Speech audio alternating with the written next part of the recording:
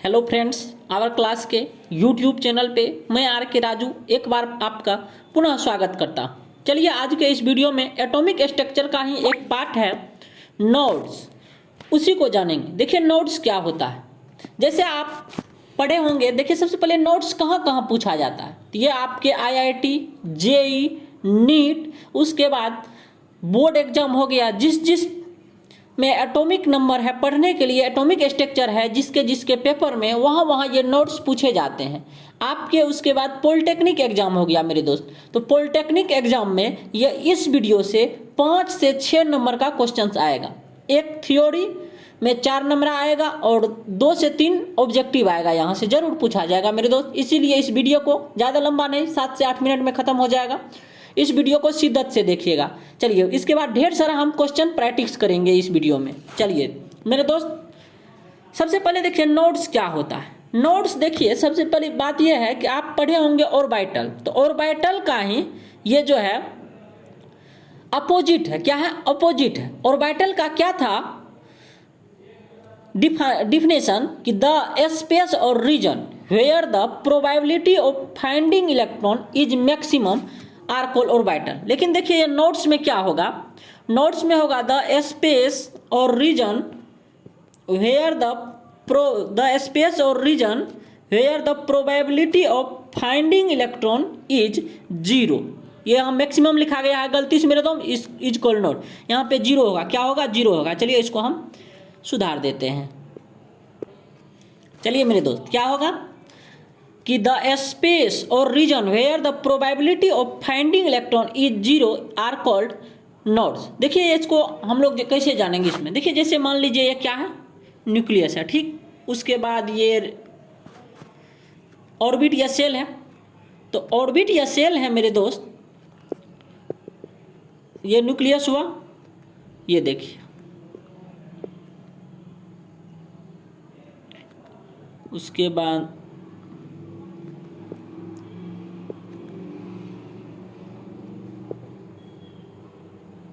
ये मान लीजिए ऑर्बिट और सेल है, ठीक।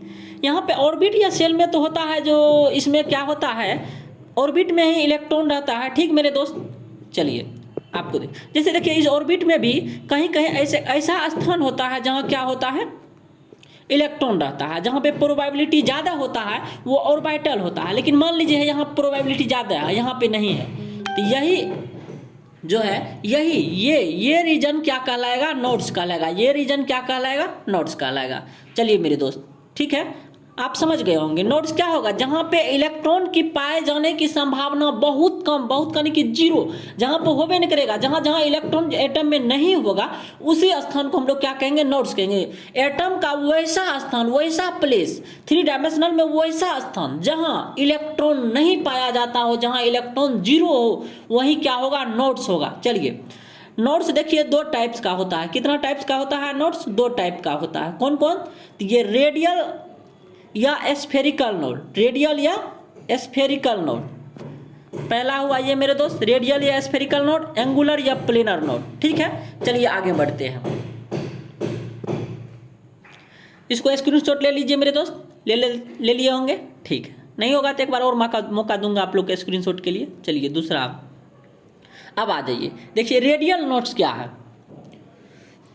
द स्फेरिकल सरफेस या द स्फेरिकल स्पेस और रीजन। देखिए रेडियल नोड कौन सा? रेडियल नोड्स, ठीक है। द स्फेरिकल सरफेस, क्या? द स्फेरिकल स्पेस और region where the probability of finding electron is maximum. यहाँ भी नहीं होगा मेरे दोस्त, 0 होगा। क्या होगा? 0। क्या होगा? 0, ठीक। कि द स्फेरिकल स्पेस और region where the probability of finding electron is 0 is called radial nodes या स्फेरिकल नोड। इसी का नाम है स्फेरिकल भी मेरे दोस्त। यहाँ देखे थे आप, रेडियल या स्फेरिकल, रेडियल या स्फेरिकल, ठीक। रेडियल या स्फेरिकल, यहाँ देख रहे हैं रेडियल या स्फेरिकल, ठीक। इसी का नाम कि द स्फेरिकल स्पेस और region where the probability of finding electron is 0 is known as radial nodes. देखिए रेडियल नोड्स का क्या है, एक फॉर्मूला है रेडियल, बोल देगा फाइंड द रेडियल नोट्स। आप देखिए किस फॉर्मूला से फाइंड कीजिएगा। देखिए रेडियल नोट्स का ये फॉर्मूला है n माइनस एल माइनस 1। ये क्या है? l है। ये क्या है मेरे दोस्त? l है। ये क्या है? l। कौन l? ये l, ये l है। ठीक, ये 1 है। देखिए वहाँ जहाँ पे क्या है, where n equal to principal quantum number, पढ़े होंगे आप क्वांटम नंबर। n क्या है? Principal quantum number.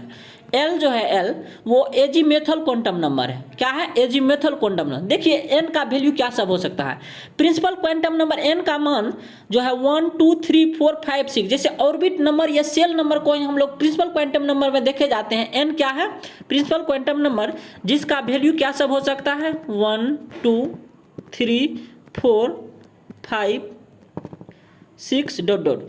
n का वैल्यू 0 नहीं हो सकता मेरे दोस्त, क्योंकि k l m n n, k का वैल्यू 1, l का 2, m का 3, n का 4, इस तरह से। क्योंकि m का n का वैल्यू कभी भी 0 नहीं हो सकता, क्योंकि ऑर्बिट या सेल का वैल्यू कभी 0 नहीं होता है, इसीलिए n का वैल्यू 0 नहीं होगा। चलिए l क्या है? l जो है एजीम्यूथल क्वांटम नंबर है। l क्या है? Azimuthal quantum number. देखिए एजीम्यूथल क्वांटम नंबर क्या होता है? एजीम्यूथल क्वांटम नंबर जो है आगे है, ठीक। l है, l का वैल्यू देखिए क्या सब हो सकता है? 0 हो सकता है, 1 हो सकता है, 2 हो सकता है, 3 हो सकता है और 4 हो सकता है, ये सब हो सकता है। लेकिन l का वैल्यू 0 से स्टार्ट होगा। कहाँ से होगा मेरे दोस्त? 0 से स्टार्ट होगा। चलिए ठीक है, आप समझ गए होंगे। अब देखिए ये रेडियल नोट क्या है, यहाँ यदि आपको हम समझाना चाहेंगे रेडियल नोट्स क्या है। जैसे मान लीजिए एटम है, ठीक, एटम है।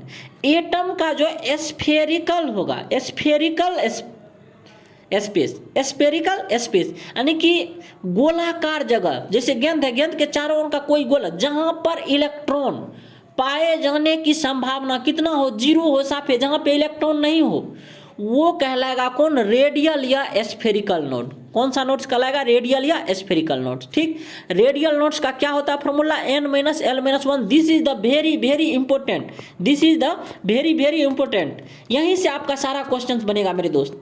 चलिए आगे बढ़ते हैं। ठीक है, यहाँ आप समझ गए होंगे। इसका आप स्क्रीनशॉट ले लीजिए, स्क्रीनशॉट ले सकते हैं मेरे दोस्त, ले लीजिए स्क्रीनशॉट, ले लिए होंगे। चलिए थैंक यू। अब देखिए, अब है एंगुलर नोट्स। क्या है? एंगुलर नोट्स हो गया, यहाँ नोट्स होगा मेरे दोस्त, NODES, क्या होगा? नोट्स होगा। ठीक, चलिए एंगुलर नोट्स क्या है कि द प्लेन या रीजन होगा, यहाँ प्लेन और region where the probability of finding electron is 0। क्या होगा मेरे दोस्त? 0 इज 0। सब जगह 0 ही होगा, क्योंकि हम जो है ऑर्बिटल का अपोजिट है। ऑर्बिटल का क्या है? ऑर्बिटल में जो है फाइंडिंग इलेक्ट्रॉन इज मैक्सिमम, इसमें फाइंडिंग इलेक्ट्रॉन इज 0 बस। चलिए ये एंगुलर नोट्स, ये देखिए एंगुलर नोट्स, देखिए इसको यदि आप समझना होगा, देखिए ऐसे, जैसे मान लीजिए यहाँ इसका एक वो स्फेरिकल सरफेस, वो स्फेरिकल सरफेस जहाँ पे इलेक्ट्रॉन पाए जाने की संभावना क्या हो?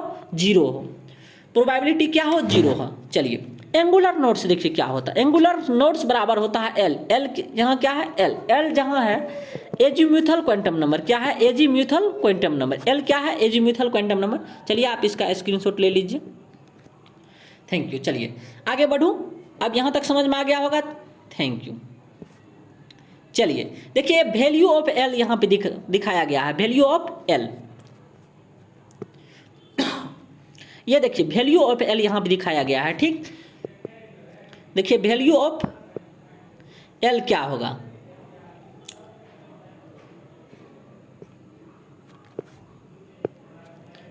देखिए वैल्यू ऑफ एल, ठीक। तो एस के लिए एल का वैल्यू कितना होता है? 0 होता है। पी के लिए कितना होता है? 1 होता है। डी के लिए कितना होता है? 2 होता है। एफ के लिए कितना होता है? 3। इसको आप बस याद कर लेना, बस यही 4 वैल्यू आपको याद करना है। वैसे आपको पता होगा वो 0 1 2 3 क्यों होता है, ये याद करना होता है मेरे दोस्त। ये सब एजीम्यूथल क्वांटम नंबर है, ये सब। SPDF जो है ये ऑर्बिटल है।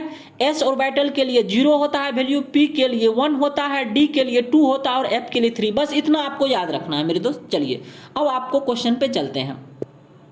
एक बात और मेरे दोस्त ध्यान देने वाली बात ये थी कि एंगुलर नोट्स बराबर L होता है और रेडियल नोट्स बराबर N माइनस L-1 होता है ना। एक बात गौर कीजिए, तो टोटल नोड्स क्या होगा, टोटल नोड्स देखिए तो क्या होगा, टोटल नोड्स जो है दिखाई दे रहा, टोटल नोड्स, देखिए टोटल नोड्स जो है ये दोनों को ऐड कर देंगे, कौन कौन, एंगुलर और स्फेरिकल को। तो एंगुलर ये था, एंगुलर देखिए कौन था, एंगुलर था n, एंगुलर था n-l-1, उसमें ये था स्फेरिकल, ठीक। इसमें एंगुलर को ऐड करते हैं, एंगुलर कितना है l, प्लस l कीजिएगा, तो ये देखिए ये माइनस l, ये प्लस l, कट हो जाएगा, बराबर क्या हो जाएगा n-1। तो टोटल नोड बराबर क्या होगा n-1, इसे आप याद रखिएगा, ठीक। देखिए एंगुलर नोड्स तो आप सराक निकाल लीजिए, कोई भी मान लीजिए, चलते हैं आगे निकालते हैं, ठीक। अगला देखिए क्वेश्चंस होगा। अब यहाँ देखिए क्वेश्चंस कुछ है, इस पे हम लोग देखते हैं। ये देखिए कह रहा है find the number of radial nodes या स्फेरिकल नोड्स, क्या दे देगा, स्फेरिकल नोड्स, दोनों सेम ही है, रेडियल या स्फेरिकल, याद रखिएगा। पहला दिया है 2s के लिए, देखिए एक नंबर में है 2s के लिए, ठीक। चलिए 2s के लिए है, तो इसमें देखिए तो इसके लिए जो है n बराबर क्या होगा मेरे दोस्त, n बराबर कितना होगा 2 होगा।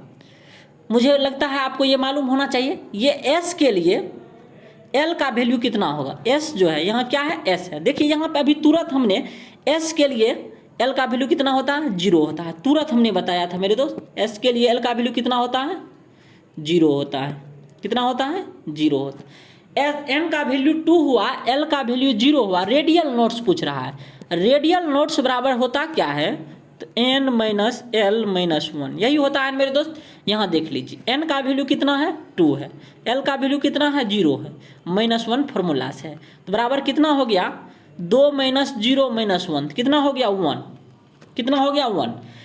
इसका अर्थ ये हुआ मेरे दोस्त, जो यहाँ पे रेडियल नोड कितना हुआ 1 हुआ, वहीं पर आपको जो है एंगुलर नोड्स पूछता, क्या पूछता है एंगुलर नोड्स, एंगुलर नोड्स बराबर होता है l, तो l का वैल्यू यहाँ पे कितना है मेरे दोस्त, यहाँ पे l का वैल्यू है 0, तो एंगुलर नोड्स कितना हो जाता 0। यही बस ये 2s और 2d दे देगा, बोलेगा find the number of radial nodes 2s और 2d, ये दोनों के लिए 1 और 2 नंबर के लिए बनाइएगा, आप थोड़ा सा और लंबा कर दीजिएगा इसको, ठीक।